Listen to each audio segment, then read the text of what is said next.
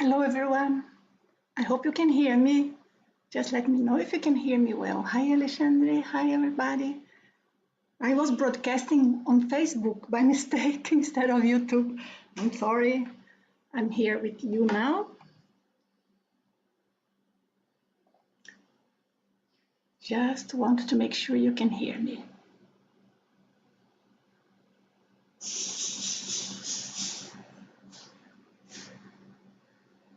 Oh, hi Heber, Renato, thank you, you can hear me well.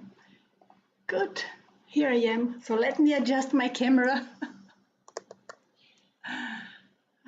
Just a second, please.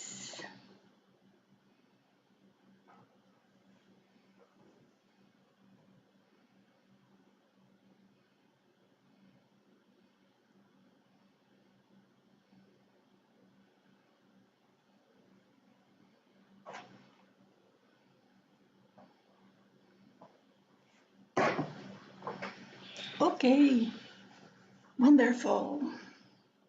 Here we are for a super interesting discussion, not so simple. Hi Jelena, hi Mohier, nice to have you guys here. Thank you for your presence. I am happy to give this talk because we are going to go deep into some aspects that are not so commonly and easily found. But I want to make some comments before we dive in. I want to be sure that all of you are seeing me well, hearing me well. I prepared some slides to show in order to have a discussion that we can follow properly. So everyone good there, right? Thank you, Herbert. Still adjusting my camera. Okay.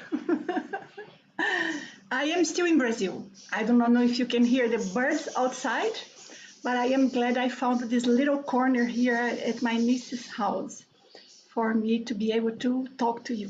And I have an air conditioning here, so that's why I'm not melting as you have seen me some of these live talks that I have done recently. But a nice talk because we are going to go into very advanced topics, but not so nice and happy because we are bringing it due to the fact that we are seeing war right now, and we are seeing imminent worse conditions of war. I want to mention to you a few things here in regards to what I have prepared for us to discuss. I want to make some considerations here with you. Number one is that I'm not going to talk about political aspects. This, you probably have already your opinion, you have already resort to different sources to see about it, and most probably we would just touch in aspects that we all already know.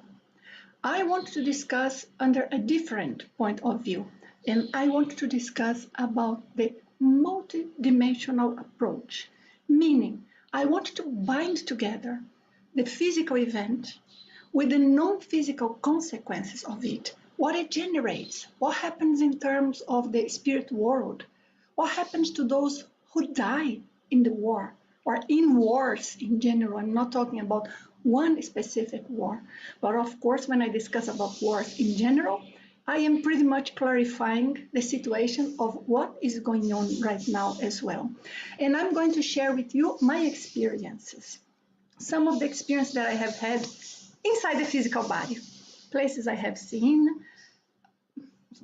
objects that I have had in my hands that they were used on different wars throughout our history.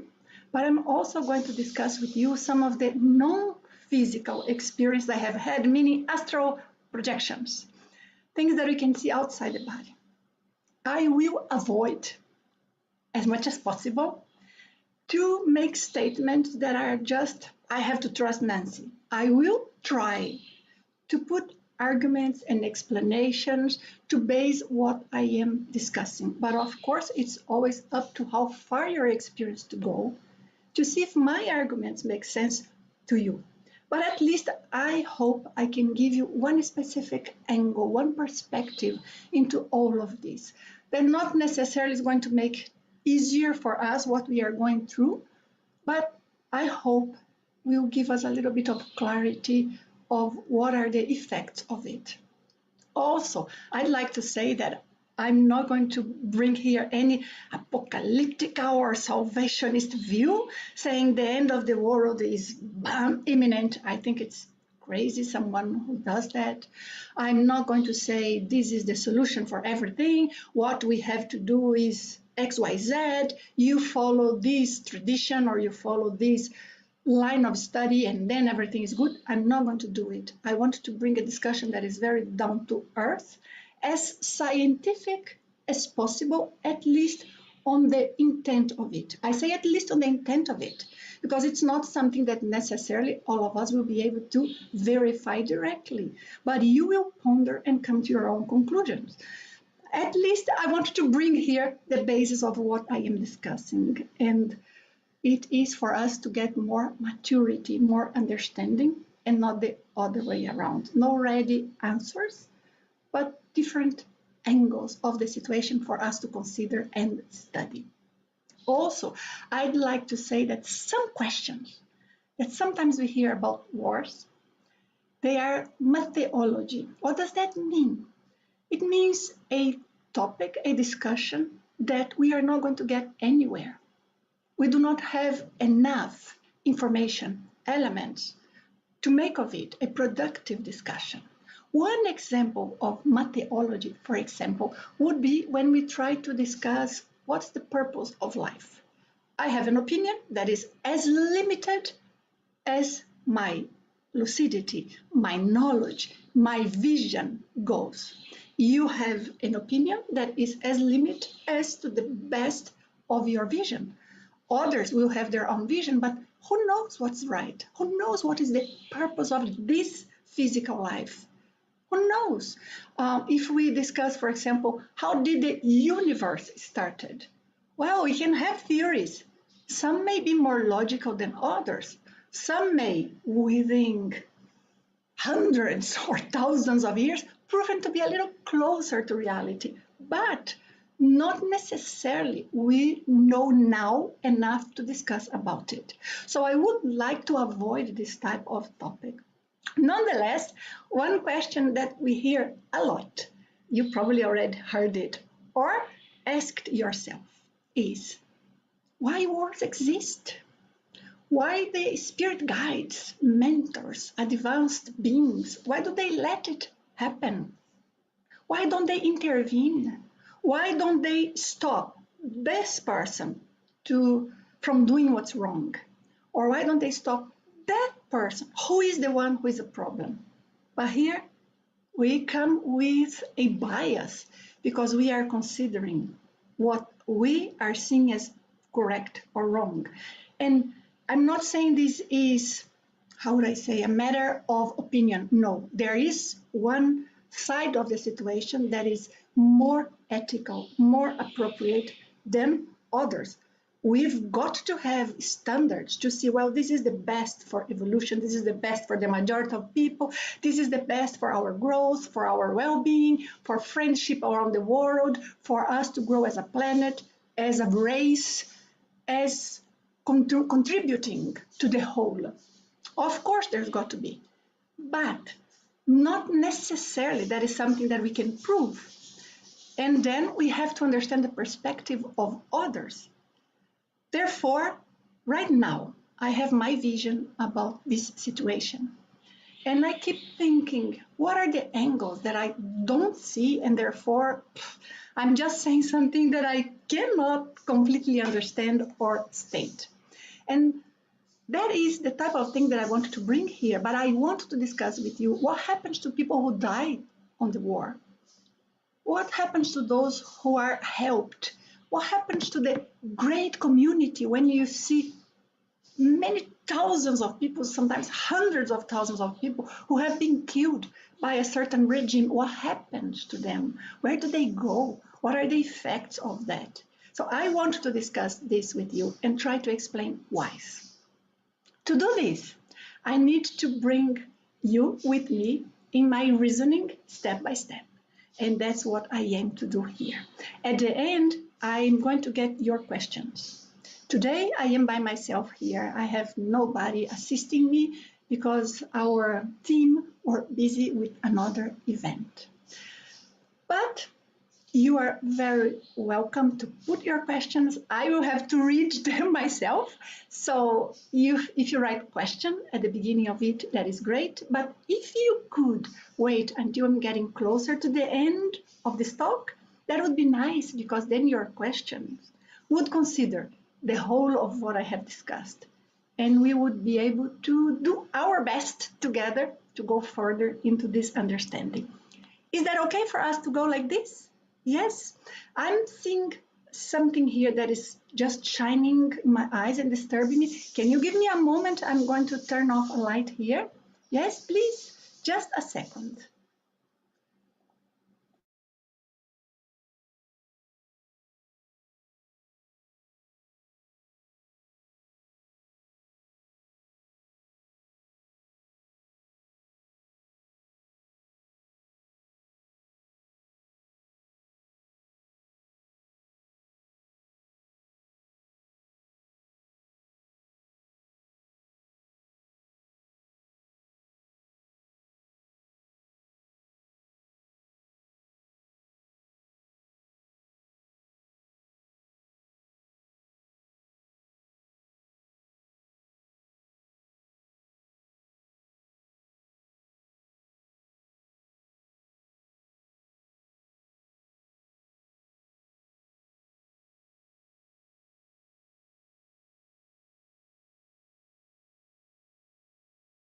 I am back. Thank you for your patience.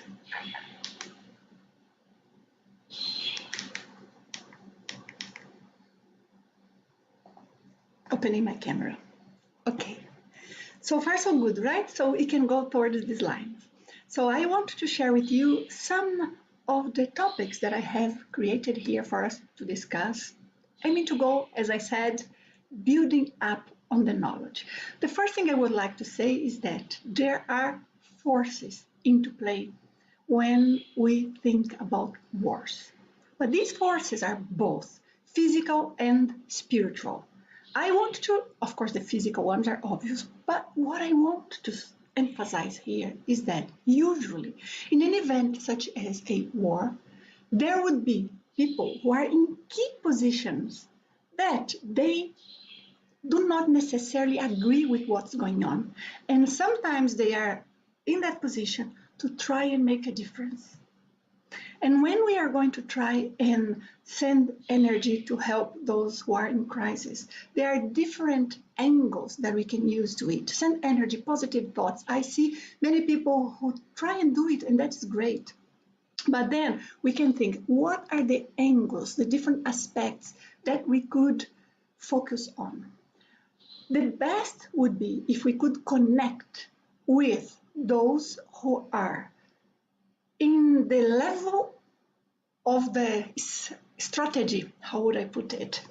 In those that are involved there, who are the ones that can make a difference? In my experience, it doesn't help much if we try to send energy to that one person who is simply representing something that we, in our vision, can see that that's not positive at all, that is just evil, just bringing the world to back to prehistoric levels in terms of humanity and how human beings are treated. So if we try to reach that person, sometimes it is impossible. I will explain why. In our energy, we have our chakras, our energy system, our subtle energy, but this creates some sort of field of energy around of us. All of us have it. When it's seen, people would call it aura. But what matters is not how it looks like. What matters is what sort of information is there. As if you could see the coding, detailed coding that is creating that energy field. So sometimes there are some individuals that some non-physical beings, entities, spirits, cannot get close to them because their coding of their energy field is so dissonant that those non-physical beings cannot get close. This works for good and for bad. For good because sometimes there are some entities who are so unbalanced that they cannot manage to get close to us because we do not resonate to them.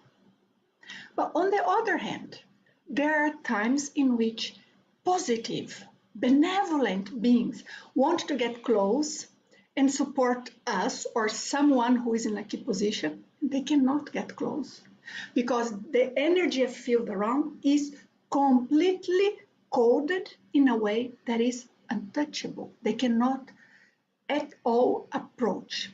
So what needs to be done for an approach and an energy focus, sending energy to work in this case? We need to find a bridge. We need to find a way, a gap to get closer.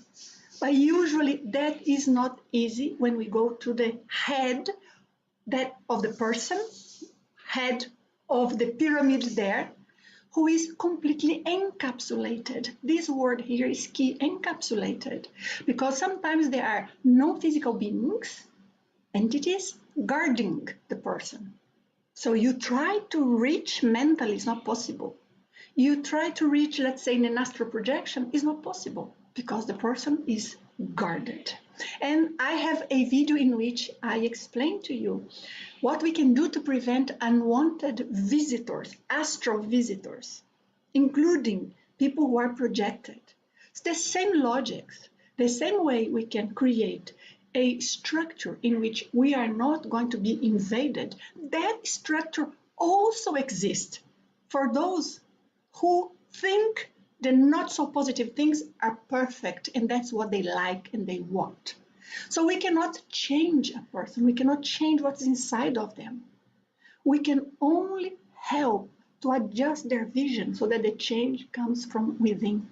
So then, when we think of the forces which are here into place, the idea would be that we could aim our energies either to those who are in need and hopefully to alleviate them a little, hopefully creating a flow of energy which non-physical guides, mentors, can make use when appropriate and help those who are open enough to receive it, because in the same way, doesn't mean everyone is in tune or with the proper energy field to receive help.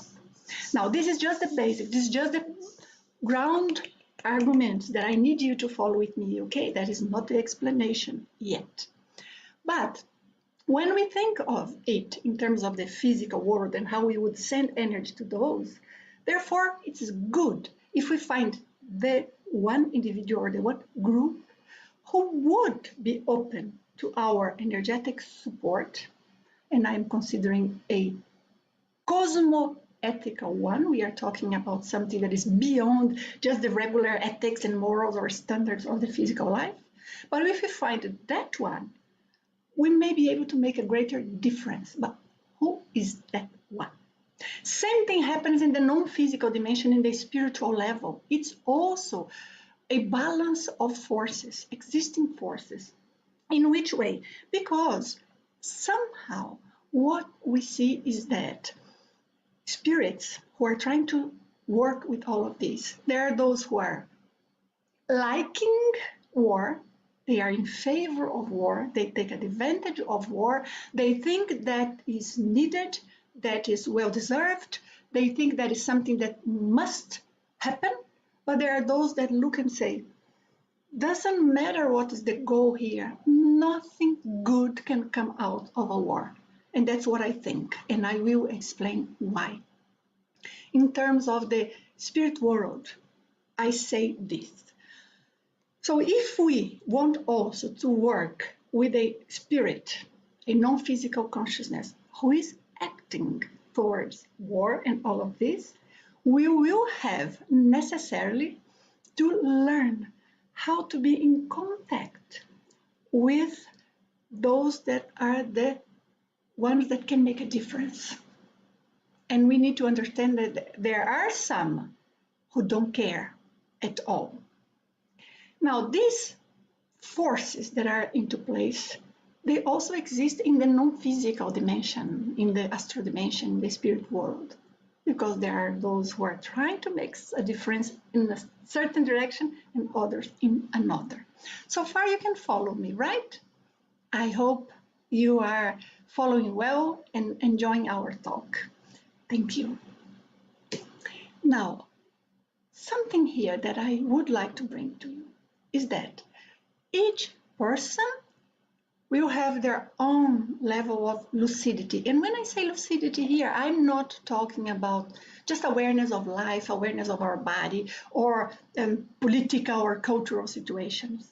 I'm talking about multidimensional awareness, knowing what's happening here, what happens in the energy level, what happens in the spiritual level, what happens in terms of previous existences we may have had, what could happen after we pass on from this life to another dimension.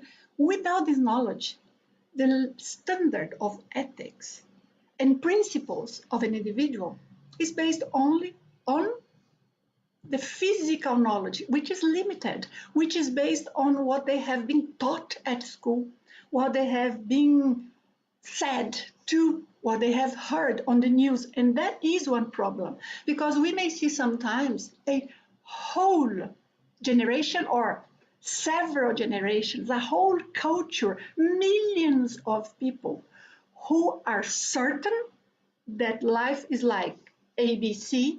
However, they have not been taught about the non-physical reality. However, they have never been supported to have their own out-of-body experience and observe the other side and come to their own conclusions.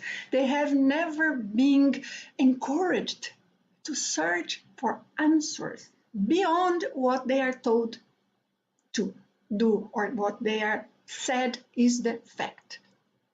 So if we consider that, we are going to see that there is no way we can change someone like this.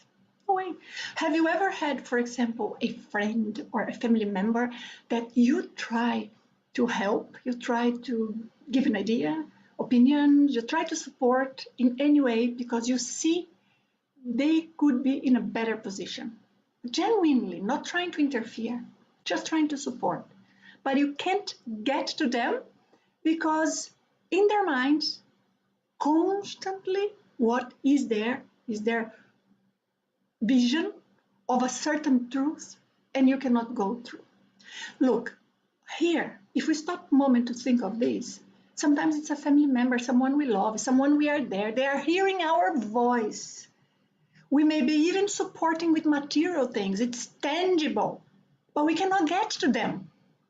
Now, please imagine this situation when we talk about a non-physical being, a spirit. And if we try to get close to somebody from an energetic point of view, it's not tangible. We need the coherence, the resonance of the energy fields, as I have said in the beginning of this talk.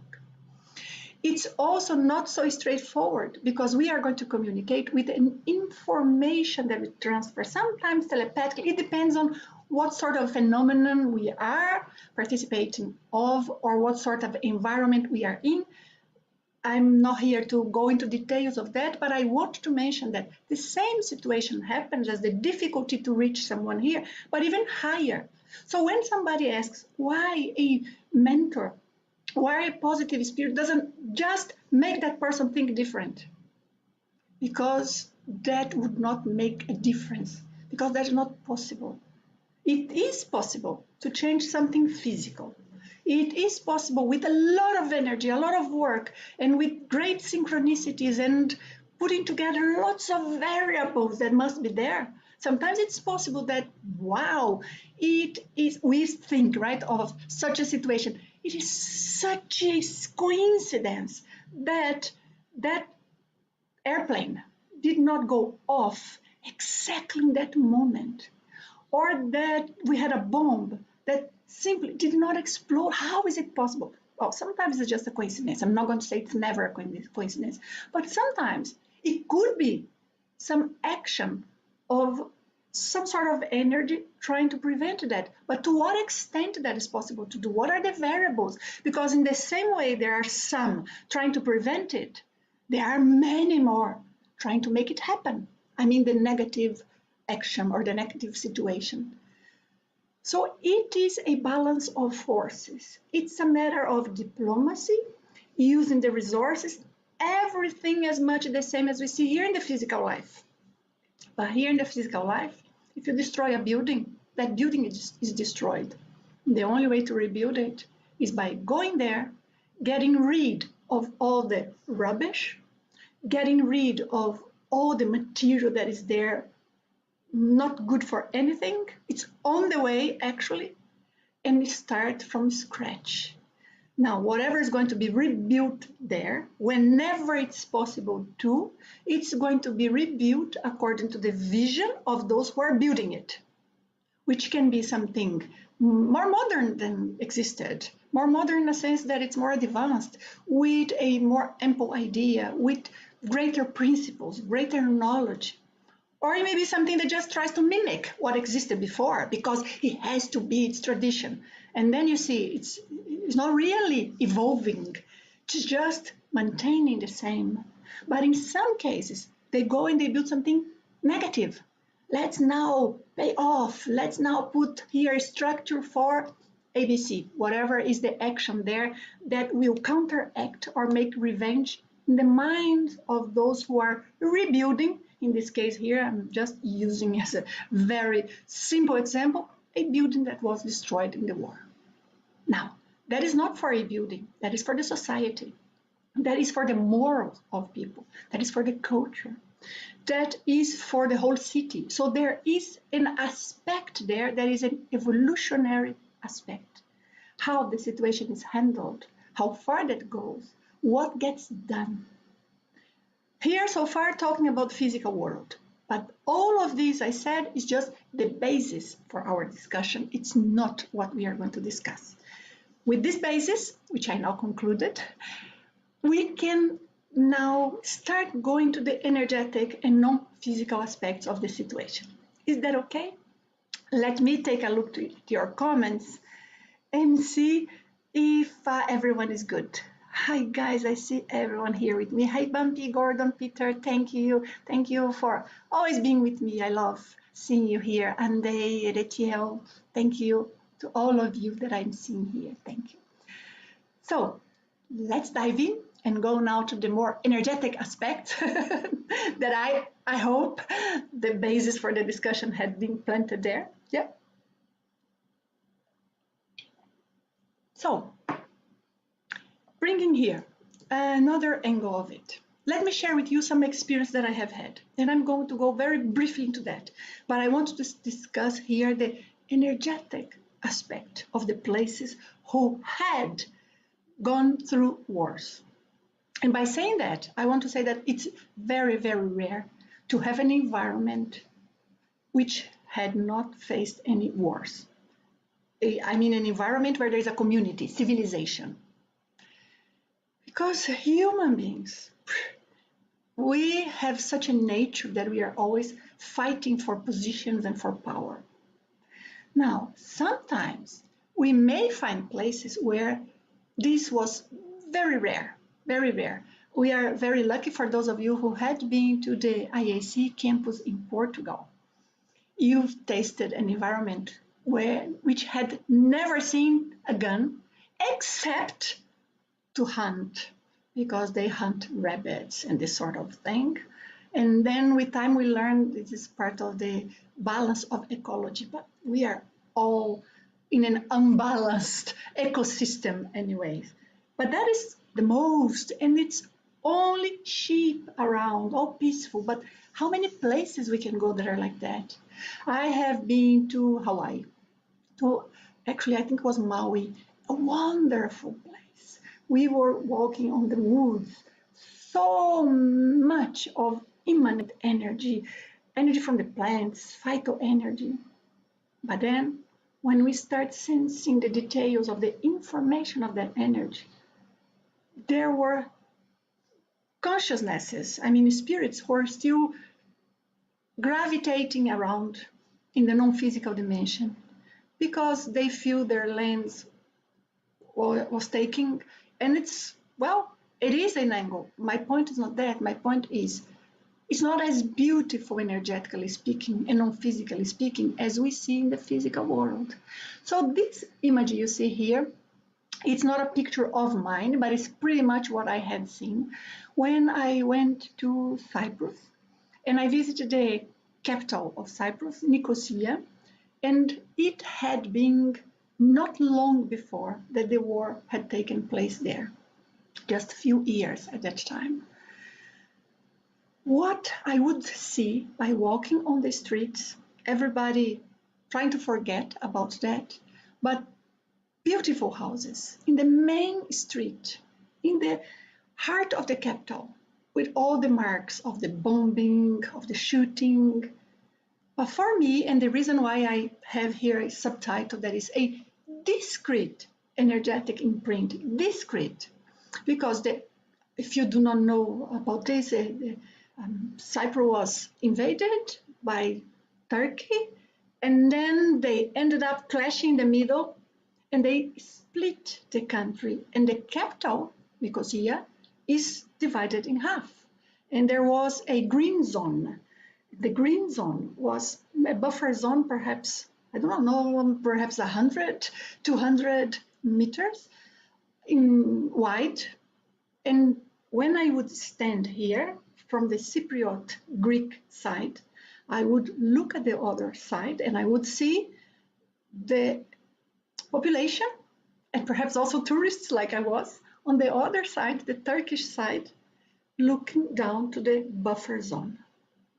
That area was a heavy energy, heavy. But immediately after working out of there, we would see cafes and restaurants and people trying to have a normal life. And we could walk on the streets pretty much almost like having a normal life, except for the constant reminder of what we would see on the walls and people would talk about. But once I went to Nicosia, I was there to teach out-of-body experience, and lots of people were interested. But I looked for a hotel, and I got a hotel that was in the main square there in Nicosia. Because they had internet, it was easier for me to move around. Guys, I could not sleep for a second. I checked in, it was okay, but immediately as I started entering the hypnagogic state and I was between awake and asleep, I started seeing things, sensing things, and I would not be able to go completely out of my body or go completely into an unconscious deep sleep. So I stayed the whole night on and off, on and off. And you know what I saw? Which I never expected. That was my second or third time there, but the first time in that hotel. I was always out of town. But in that hotel, first time, you know what I saw? I saw people lying on the street full of blood. Of course, it's non-physical blood, it's not real blood. But they were still seeing themselves like that. They were still feeling themselves like that. That was pretty much imprinted, but that was discrete. I assume most people goes there and they don't see what's going on. But on the other hand, I also could see, for example, in a museum, one of the carriages of the train, the Auschwitz train, that would bring people for the gas chamber. No need to go into that chapter of history, but that chapter exists. And we are so confused nowadays that some people say that Holocaust never existed. That's not the discussion, it's not political. The discussion here is to understand consciousness. How can somebody go and think towards some lines and do not see the facts? Now, I went into one of these trains in a museum, and the museum was pretty much about intolerance, all of this horrible situation, but it was called the Tolerance Museum in Mexico. And at the Tolerance Museum, I went there expecting something completely different. I didn't expect to walk through 90% of the museum just seeing intolerance. And the last 10%, hey, we can be tolerant. For me, that was awful because I felt not well the whole time. My legs would ache. I felt like I could not be completely happy. I wanted to get out of there. But I was just seeing some pictures here and there, which I have seen many times. Of course, it's terrible to see all at once, but it was well distributed with historical facts until I got to one of the rooms that the actual carriage of this train was there. And I thought, okay, now that I'm here, I'm going to go in and I'm going to see what is in there.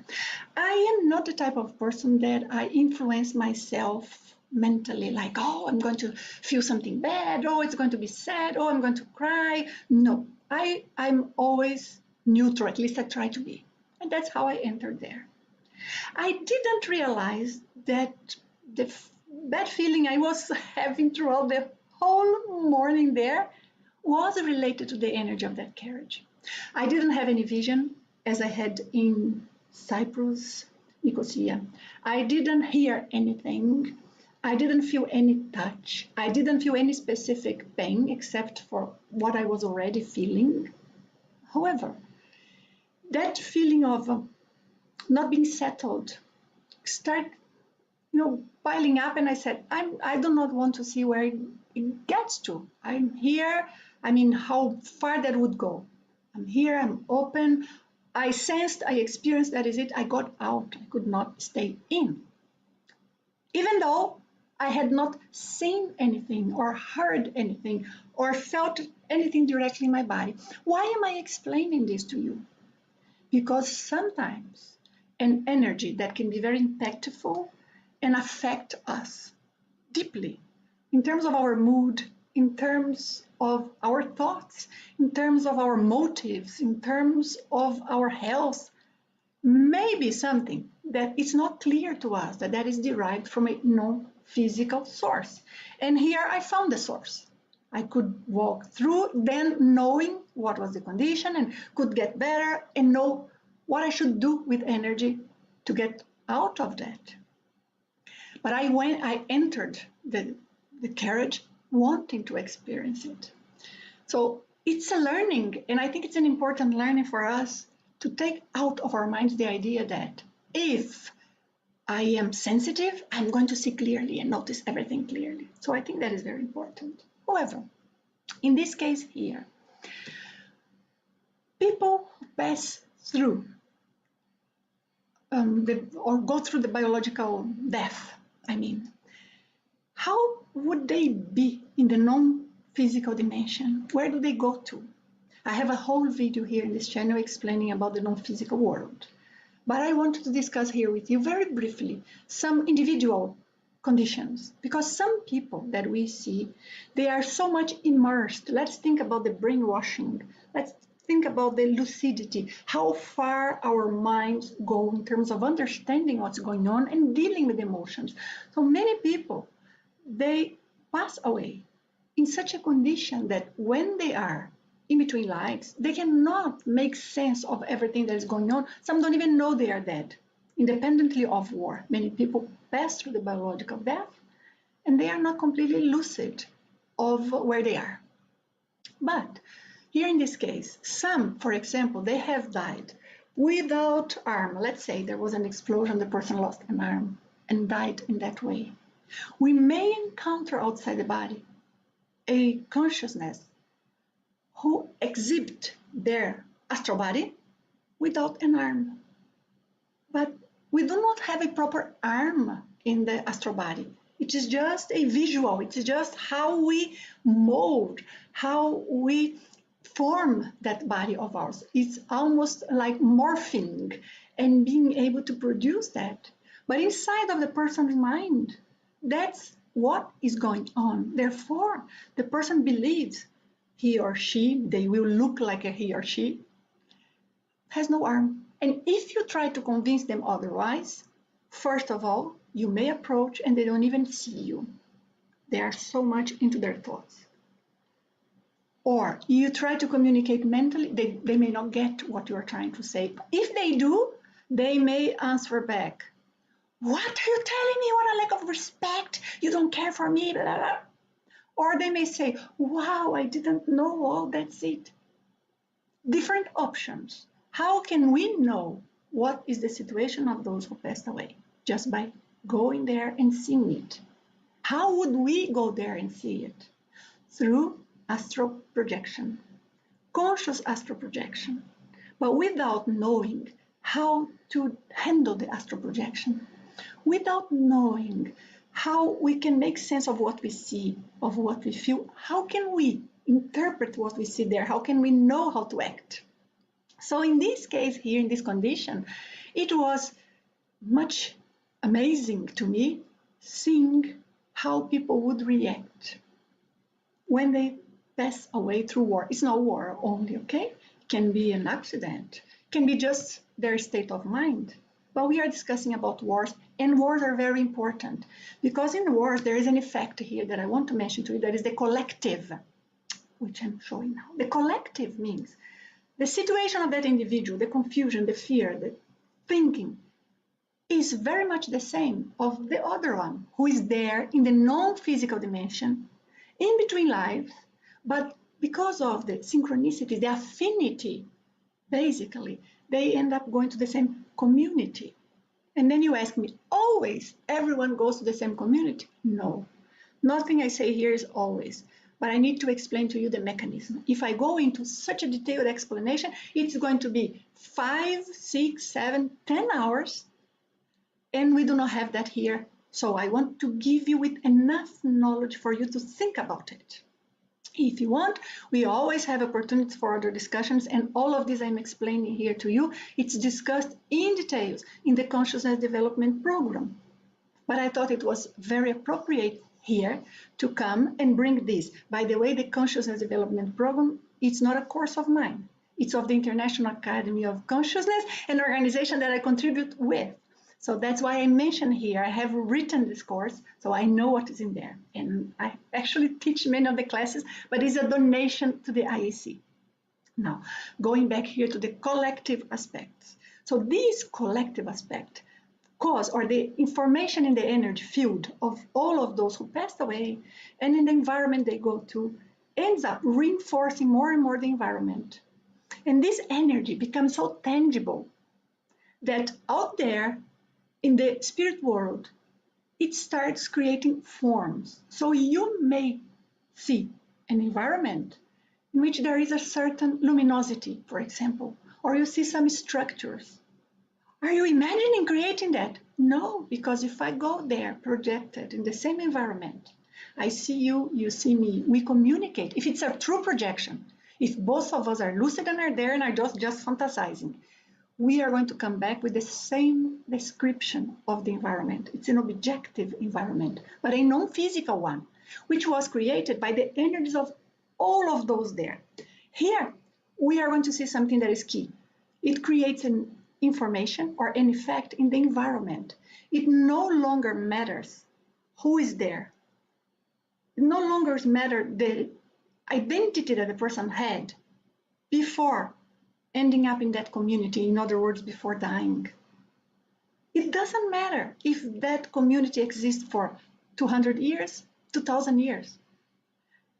All the energy of everyone who had been there, in between lives, we are talking about a non-physical community, start building up that environment. So the environment per se, the energy of the place, the energy of the atmosphere, of course, a way of saying, of that non-physical dimension, non-physical community is such that those who are there now, it's harder for them to get out of it. I'm not saying getting out of it as if they were locked. It's getting out of it in terms of the tuning that they do energetically speaking, the resonance. So if someone is, just for sake of argument, feeling very scared, and very threatened, and they die with that feeling. And they go to a community because all of those all together, they end up with some affinity, and they go to that community. It feels threatening, feels scary. You go there projected, you feel threatened, you feel scared, even though you may be very experienced with the out-of-body experience. So you are not afraid, you are sensing the fear of the environment. Even if nobody's in contact with you, I mean, no spirit, no projector, it's only you, you are safe, you are just watching. So the environment per se has information. And what I have mentioned to you in the very beginning of this talk, that we have an energy field, and this energy field is very important because it has information that is unique to ourselves. Now think of it, but think that the environment, the non-physical environment, has also this sort of energy field there, and the energy field has a specific type of information. And just here for the sake of the example, fear and threat. That's it. Now, if we wanted, now let's think about how to help these consciousnesses, how to help them when they are in between lives. Because here in the physical world, we have already discussed how to send energies, what we aim to, what is more doable, less doable. So physical world. Now, non-physical world, non-physical dimension. What we see here is that there is a permanent connection between the physical dimension, our physical world, with some non-physical dimensions, meaning there are layers. Some are more in touch, closer here to the physical dimension, and they interconnect. One interferes on the other. That's why the spirits that are in tune, they have affinity with a certain type of situation, they will end up getting closer to those physical people who they have affinity with, because there is this constant connection. And this connection is, of course, it's multidimensional, it's energetic. So right now, we have this, you have and I have. And then, when we examine this, we are going to see that sometimes, in order to help a physical place, we may need to alleviate the non-physical environment that is deeply connected with that physical place. Does it make sense to you? Because if we make this lighter here, little by little, it's going to alleviate also there, the physical dimension, and vice versa. The problem is that it's very difficult to start here from the physical dimension. You know why? Because we change the looks of things, but the quality of energy remains the same, and little by little, the same environment ends up returning to that physical place. But when we change the energy first, then automatically things start getting better. There are natural changes, people change. So it's key, if we want to see change, to observe that also from an energetic and non-physical point of view. And the situation must be analyzed together. If you are here in a physical body watching this video, well, perhaps you have more responsibility with what's possible to do from here. Otherwise, you wouldn't need a physical body. But if we are here, we need to understand how we can help and what is not within what's possible to do in few days, few months. So we know better how to apply our energy, our effort, our mind, and how to better guide our steps ahead. Now I'm concluding. I'm just going to finalize this idea of how to help. Therefore, because of this, sometimes we see some environments, non-physical environments, such as this that I am showing to you here. This is not a perfect look. I cannot take a picture of what a non-physical dimension looks like. Perhaps someone could draw it, but I just try to get a structure that would resemble all of that dense energy, compacted, and with some level of pathology. The fear, I'm calling a pathology, okay? And could be anything else. I'm not saying negative people, I'm saying a pathology in lack of understanding of what's going on, being limited. Therefore, all of that agglomeration of the environment, the energy there, and all of this ends up creating a situation in which we see that community that's very well established. Sometimes the energy there gets so heavy that if we are projected and we go there, it may be very difficult for a projector to remain there. It's not that you are entrapped, you cannot escape. No, on the contrary, you cannot even get there. Why? The energy field is very different from you, lucid, conscious, projected outside your body, or from your principles, your standards of understanding of life, the information in your energy field here in everyday life. Therefore, sometimes we may have a situation in which we may see some phenomena that looks almost like a meteorological phenomena. There is no meteorology, never know how to pronounce this word, in the non-physical dimension, of course. It's just a way of saying. I gave a talk about this very recently. So if you want to know about this type of phenomena, you please go and look for my talk. It's about astral storms. But you imagine that an environment like this, maybe with such condensed energy that it simply collapses in itself. How does this disappear? No. It's just like we see a huge wave of energy. You may see different phenomenon there, a different phenomenon there. That is not just the natural looks of the dimension, and it may be a spontaneous collapse or change of the energy of the community, of the place, non-physical one. But sometimes, and this is what I'm showing to you here, in order to help, now follow this, in order to help in a large scale, it's not helping one person who is in need. It's not trying to get closer to that one inside man who can make a difference and stop a war or reduce a conflict. It's not trying to inspire that group of people who can make a difference. It's not only that. I'm talking about a huge scale of action. A huge scale because we are talking about an environment. And I'm going to go back a little bit here in my slide. Just bringing back to this, so we are talking about an environmental effect in which the place as a whole, everything, the ground that we see there, which has been created through thought forms and a huge discussion here, but everything we see has that information. So how can we alleviate that? We cannot get to people. People are convinced. We cannot force them to change. We need to create a condition for them to change. What would happen here in the physical world? I'll go here to my slide again. What would happen here in the physical world? You would go to a place in which you see very disorderly, with a lot of gangs, people that are very lost, and you try to make it better. You reurbanize it. You rebuild, you create a public square, you put trees to try and create an environment that let people feel different and be different and give them opportunity.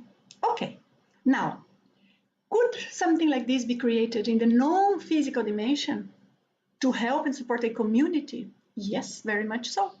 So when we see a planned meteorological event, and it's not meteorology, you please refer to my video explaining about this. I'm not going to explain this here because I have already discussed.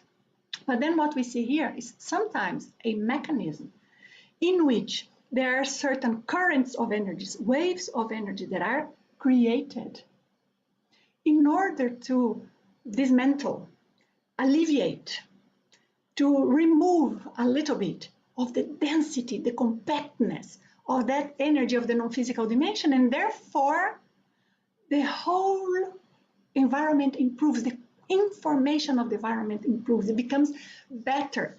Less of that situation we created in our example of, for example, being a feeling or an information of fear, threat. No, it becomes less fearful all of a sudden. And in the same way, when you are projected, you visit a place such as this, you may feel afraid, even though you are experienced and you are not afraid, but you don't feel afraid. You feel the fear of the environment. In the same way, those who inhabit there, who ended up there by some level of synchronicity. By the environment being like that, it creates some pressure on them for remaining the same way. And thus, what we see here is that if we improve the environment, we can improve the condition of people there. Some may even, all of a sudden, get so better that they go to a different community, a different place. Also not a discussion for now, because those are complex aspects for us to understand.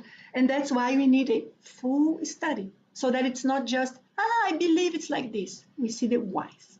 Here, what would happen to a veteran, conscious, astral projector if non-physical mentors would create situations such as this I just showed you, or this, like a current of energy so intense that can change the shape and the structure and the compactness of the energy in the environment. They need a lot of planning.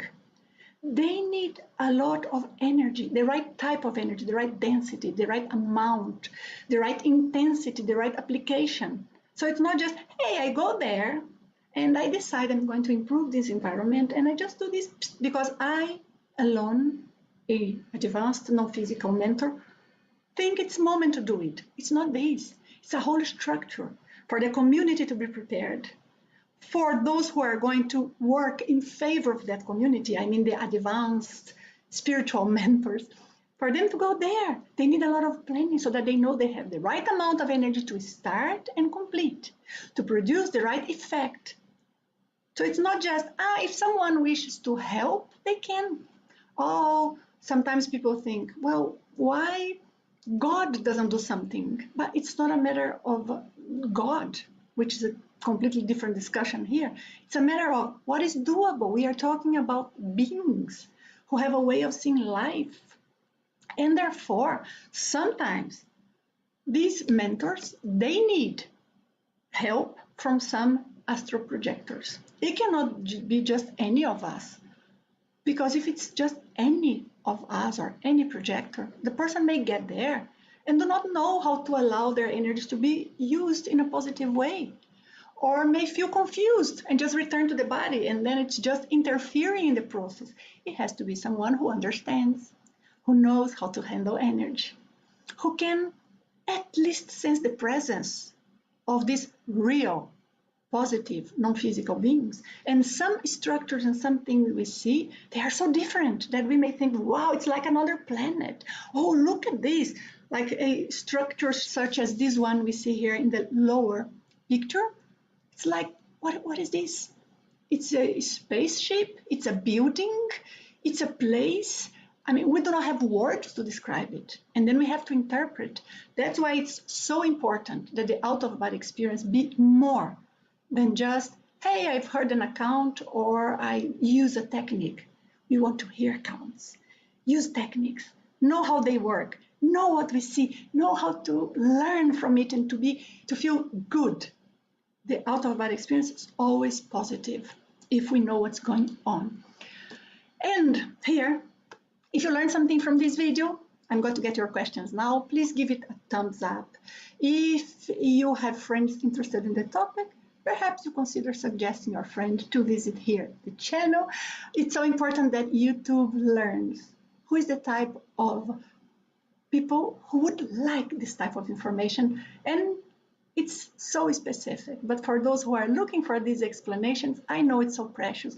So I make an effort to bring here some pearls here and there from the whole sum of knowledge that we have amassed. At the International Academy of Consciousness, I work with the IAC for 30 years. And it's a lot. We learn so much. We want to share. So here it is.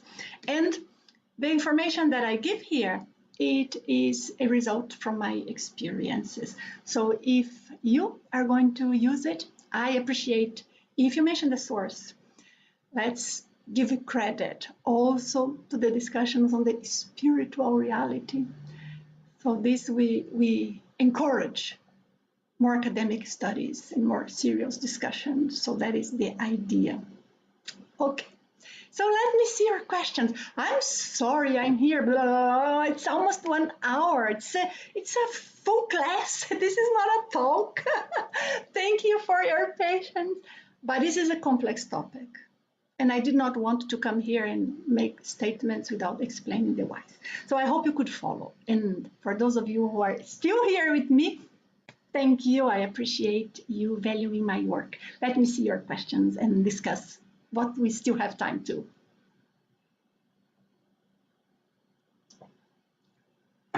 Let me take a look. I'm not sure if you wrote questions, if you had any questions. Morier, very bad period we are living, says Morier. And I was thinking war would not exist anymore, especially nowadays with so much information. But you see, information is manipulated. Manipulation is a problem. Not the subject, but I do VELO very regularly, since 4 months, and I have a lot of vibrational states during the nights. Wonderful! For those of you who are watching now and you do not know what VELO is, it's a technique. Thank you, Mohia, for commenting. And this technique balances out our energy.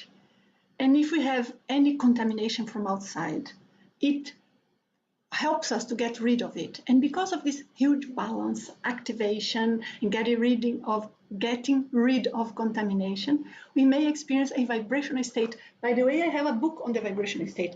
This one is in Portuguese, because I only have the Portuguese version here with me, but you can find it on Amazon if you want.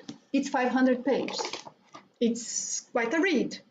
I would say it's more like a study than a read, but it is so much information. I try to address the information very seriously here so that we would be able, as I said, to discuss on what are my reasoning for affirming what I just affirmed. But you have a video here in the channel saying how to do the VELO technique. And if you want a course so that you do not have to go through the 500 pages of the book, I have a very short course that I have created, how to do the VELO technique. It's a step-by-step, 101, that you know everything you need to know about the practical side of it. Thank you, Mohia. It's very good because you know why I am explaining this and commenting about what you said, Mohia? Because with all of this around of us, we may need more exercises of VELO to make our energies balance. So we are not suffering from the interference, the pressure, the fear of the environment, the sadness of the environment, and it is sad, especially for those who are in Europe, allow me saying, because Europe has seen more wars. I am in Brazil. It's so difficult situation here for different reasons.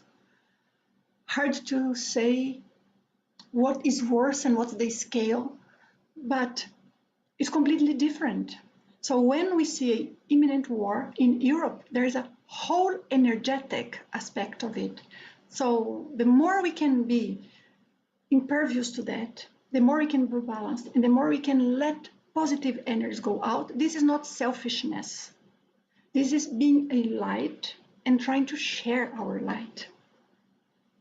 Because if everyone goes down, gets desperate, then it's hard. Gordon is saying thank you, and Faye, thank you so much, Faye and Peter. Thank you, guys. I'm getting to your questions. Here I have a question from Peter.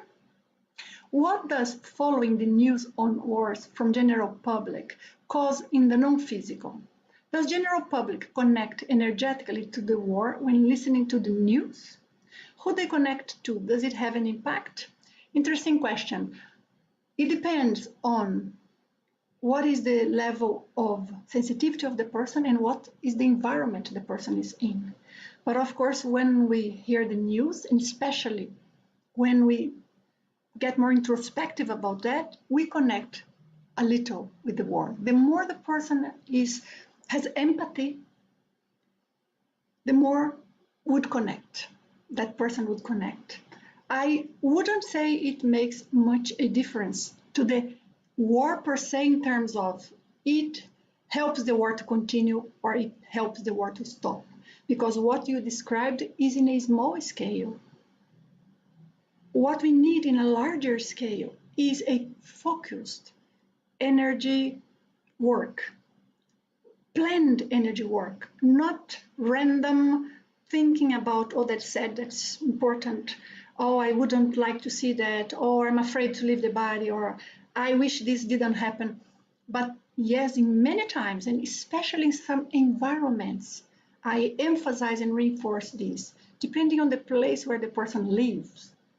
Not only the city or the country, but also the house, the neighbors, what sort of energy is more there?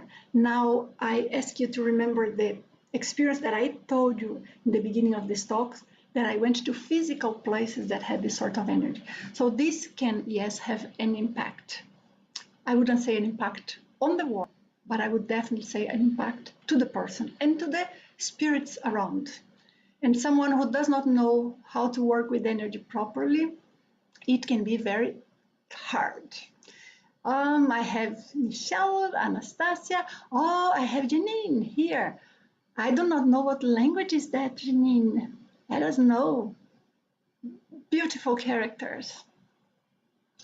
And then here, oh, it's probably Russian, right? I see Anastasia too. Maybe because we are talking about this, I don't know.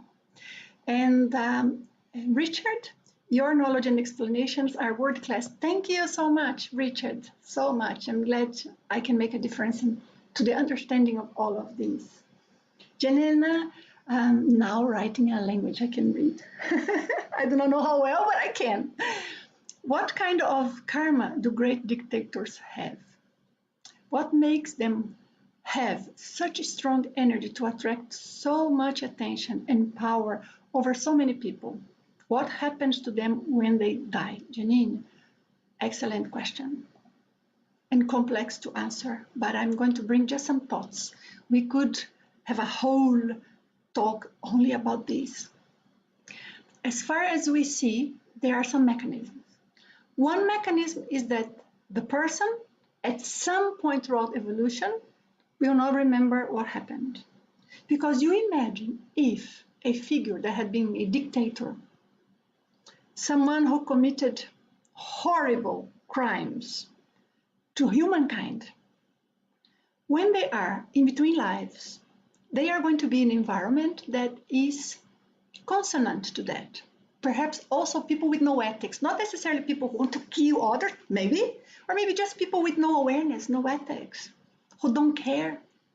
But when they come back, then their identity may be revealed, because what we are, what we have done, is fully stored, imprinted in our own energy field.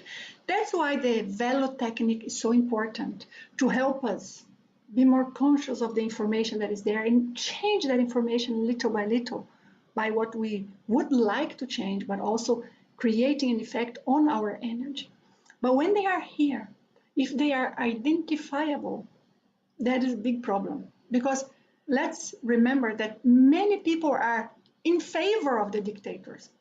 Because they have been victims of propaganda. Yes, but they liked it. They accepted it. And now saying, I was completely wrong my whole life, just a victim of propaganda, and because of that, I was perpetrator too. How can those people face that? Is it any consciousness who can face it easily? No. Many try to escape from that. So when somebody here in the physical body has their identity revealed, meaning others can recognize who they are, then those who are their followers come closer to support. Some come closer to complain.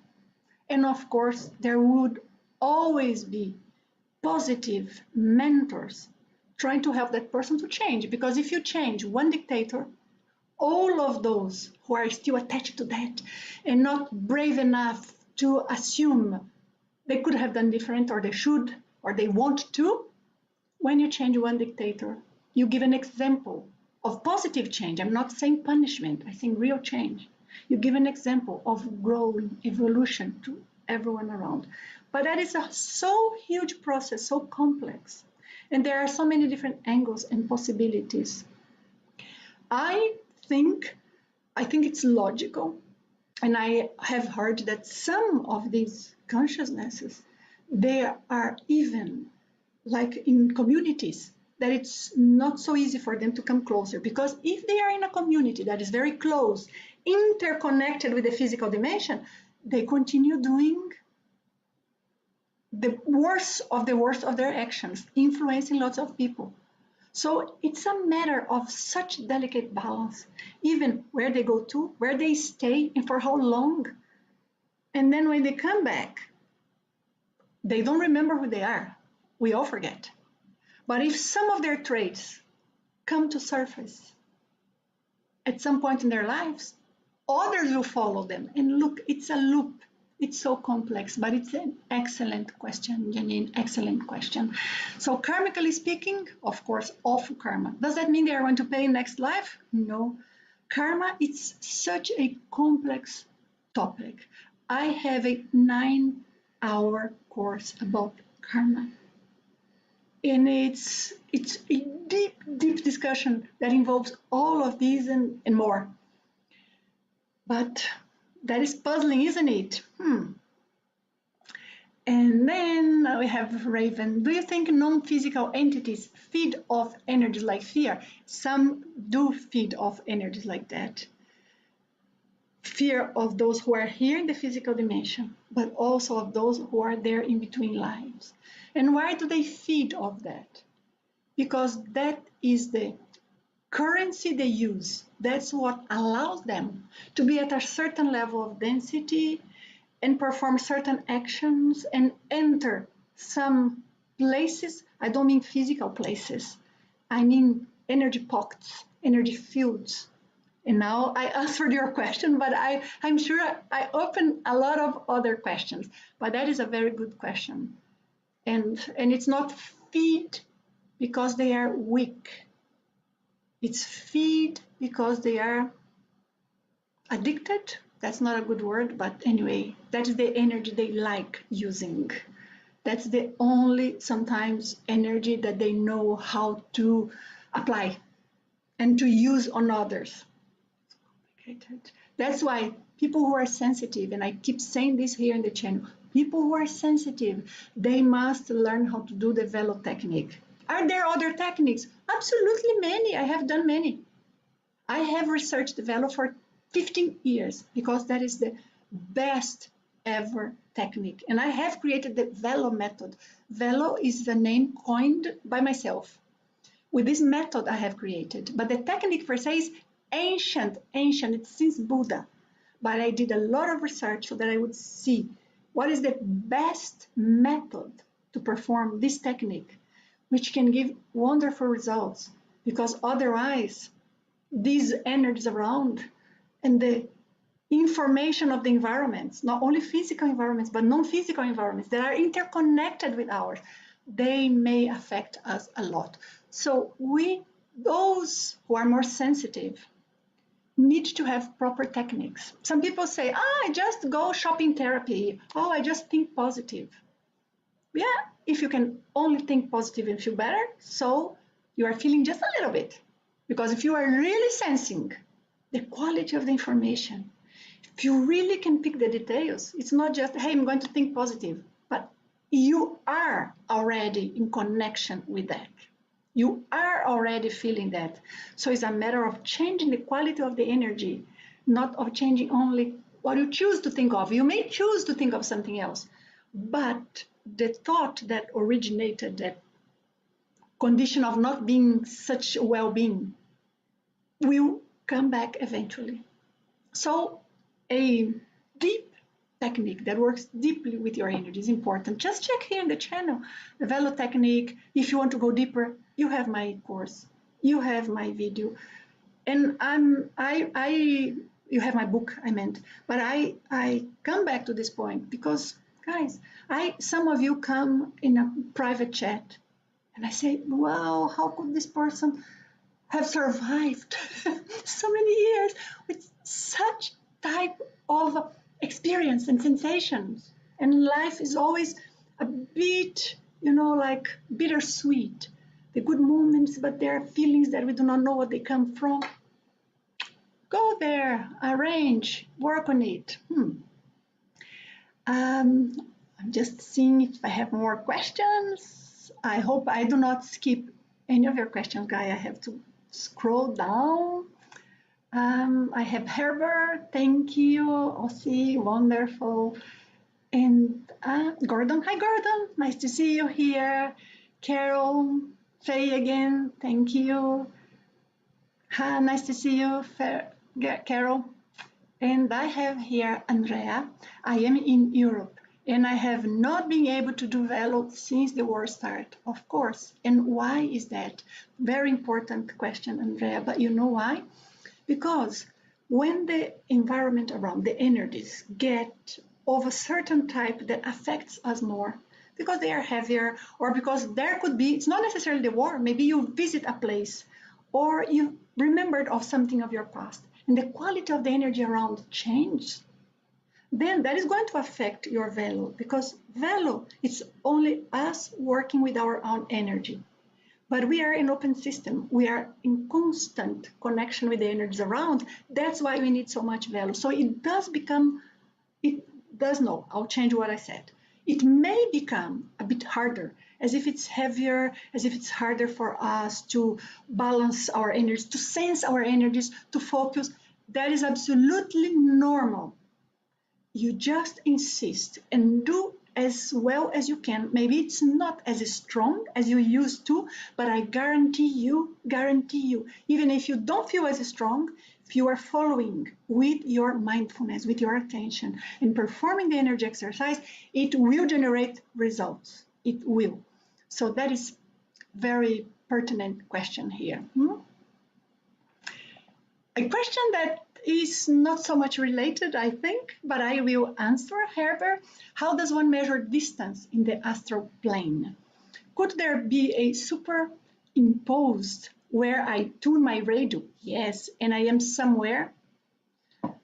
I change my vibration, and without moving, I am somewhere else? Absolutely, yes.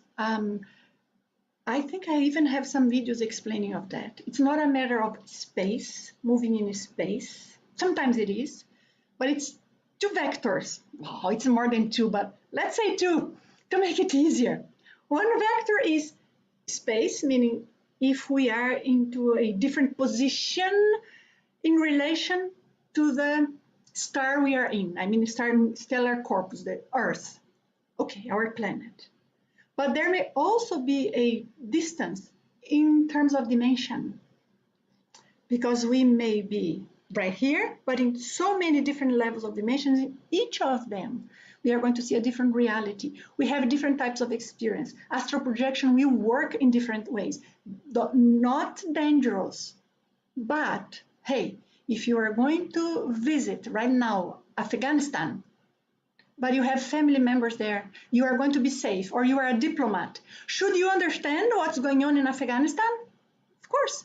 So if you are going to leave your body, try and really study and understand what is behind.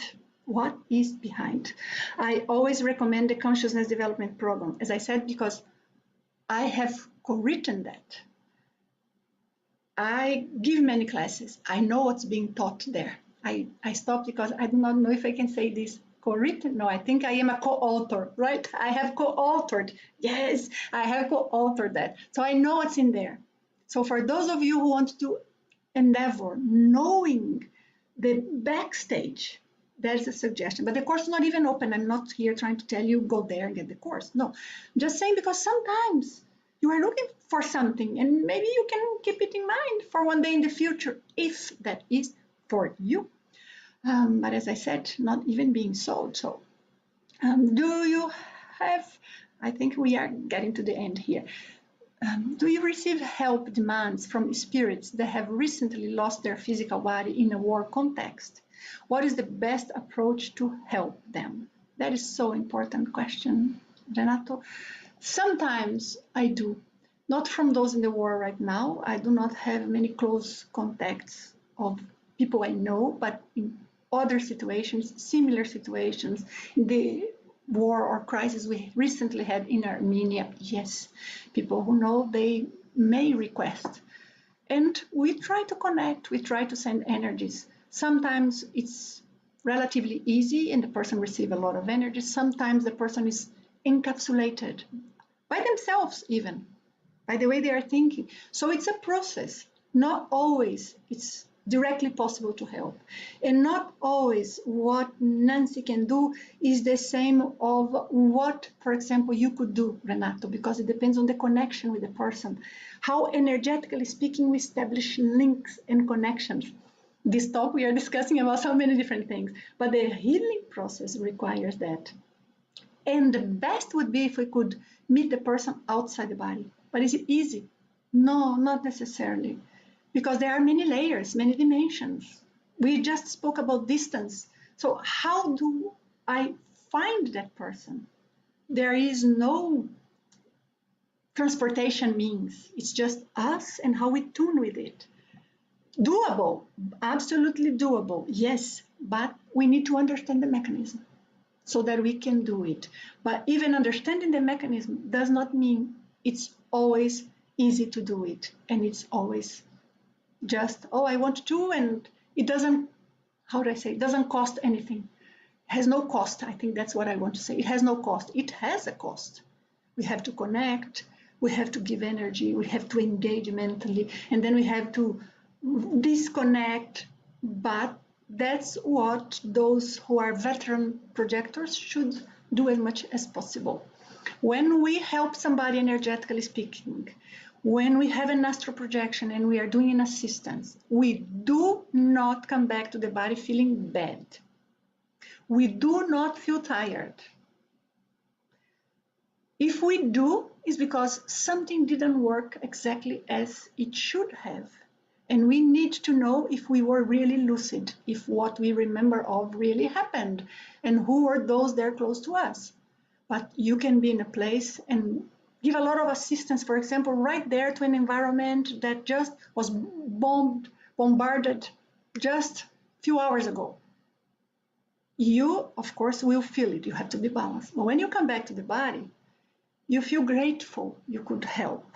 You feel sad, but you also feel well. You feel empathy, compassion, but there is a good feeling behind it, not a feeling of arrogance, but a feeling of, I want to do it again. I want to make a difference. I'm well, I'm energized. I want to help more. I have ideas on how to help. And positive.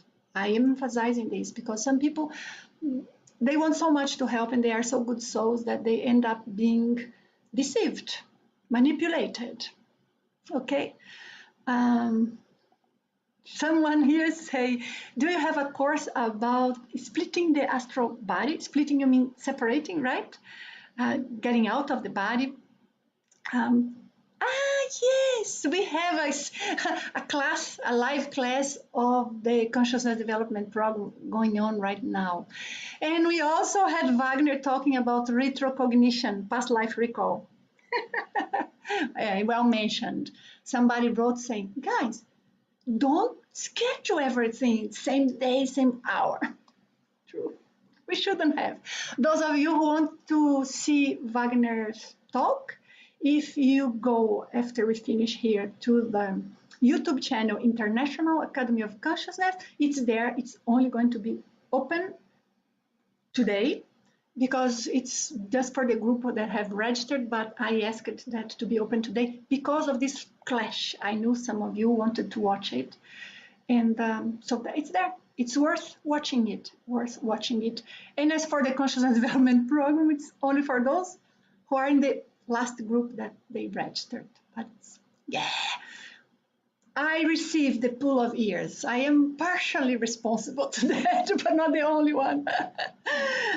Swan here says, can you talk more about the physics of the para-meteorological phenomena? Are they negative energy or are they natural energies similar to our meteorological phenomena? Are they symbolic? They are not symbolic. They are a representation in our brain of how or an interpretation, better saying, of our, not brain, but our mind, of what we are seeing, because we are seeing strong currents of energy for different purposes, most of them positive, but we cannot say 100%, but most of them positive. And because we see those huge currents, it associates in our minds with different meteorological events, different types of meteorological events, or real situation events like fire, which is more rare, but sometimes we can see something similar to that. If you look for the talk I have given, because I spoke 45 minutes about that. But in a nutshell, that's what it is. It's fun. Thank you. So much. Oh, thank you, Angela. Thank you. And then I have Carol. I was drawn to this talk because I'm a medium. I have spirits who speak about current events. They asked me to share. Things are positive, but they are warning. Your thoughts on this? Well, I try to always hear every angle of the situation from maybe spirits that may try to tell me something, but also from people who comment on the news. And I choose the ones that I think are more reasonable. Not that I choose beforehand, I hear and then I say makes sense, doesn't make sense. It adds to my knowledge. But at the end of the day, one thing that I have learned, Angela, in this field is that we have to have discernment and come to our own conclusion. Because we may have a spirit that may have a point of view that is very good, but not totally aligned with what we would do if we were in their place. Right now, we are limited by our brains. They are not. They are seeing things from a non-physical point of view. But maybe if we were there, we would consider even different aspects. So I try to learn. I hear everything. But at the end, what I pass ahead, what I use, it's always filtered by my discernment. I mean, it's not in an arrogant way. It means at the end of the day, I am responsible for what I say and what I do. So if I am in an environment that everybody is unbalanced and that starts affecting me, which can happen, we are sensitive, it's my responsibility not to let that go out. But in the same way, anything I consider in the same way. So it's wonderful that you are picking ideas and trying to make good use of them. Thank you. Oh, I have here. Carol is now with us. Hi, Carol. Finally. So it means some of our other talks already finished. She's reminding us of giving a like. Herbert, thank you for your answer. Thank you, Herbert. And then I see here, oh, Carol telling us how to get to the retrocognitions, if you are interested. And I guess that's it. Thank you so much. By all means, remember, if you want to know more, you can visit my website, or you can come back here. If you are not yet subscribed, consider subscribing to this channel and click on the bell so that you are informed when I am live. That is very nice. And I see here another question. Eric, it's been some time I don't see you here, Eric. Nice to have you. I saw that the VELO course includes a module on VELO applications. How often VELO should be performed? Yes, and for how long? I have the impression that these chapters are not developed in the book. Yes, everything that is in the course, Eric, is in the book. The thing is that they may be spread, because in the book I tried to follow a technical logics.